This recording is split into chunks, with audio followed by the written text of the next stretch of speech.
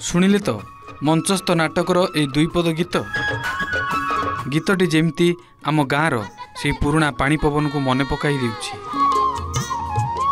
गाँर पोखरी तुठ चाली चलनी को गुटी गुटी करी कही देउछि। आम पिला बेले बड़ माँ और जेजेमा गुड़ा को कथा कही समस्त को ये गीतटी मन पकाई देउछि आउ मुरुकी मुरुकी हसाई देउछि। वर्तमान सोशल मीडिया रे यही गीतटी खूब भाइराल होउछि। युवपीढ़ी माने ए गीत रे रील्स मध्य करुछंती। भाइराल होउथबा एही गीत आम समाज को अनेक किछि जेमिति कहूछि। यात्रा मंच रे केवल अश्लील नृत्य जे व्यवसायर मार्ग ता नुहे, एभली निछक सत्य और गाँवली जीवन शैली को जे लोक ग्रहण करती ताहा कही देउछि। आम समाज पुराणा ओडिया घरर चालीचलनी को बेस भल पाए आउ सम्मान भी दिए।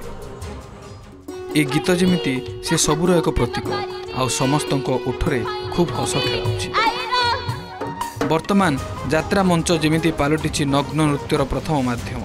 कलाकार नारे किसी युवती अंग प्रदर्शन करने को पछाऊ नाहांती, जहाकु नहीं आम समाज रे बारंबार विवाद छिड़ा होउछि। ओडिया कला संस्कृति भी बदनाम होउछि। हेले एपरि समय रे एही कलाकार मानकर अभिनय और निछक गाँवली गीत समस्त हृदय रे बसा बांधि रहिछि। भिडियोटी राम नाटक बा रजक रजकी नाटक बोली कुहा जाउछि, जहा एबे सोशल मीडिया रे खूब आदृत लाभ करिछि। Bureau report, OTV.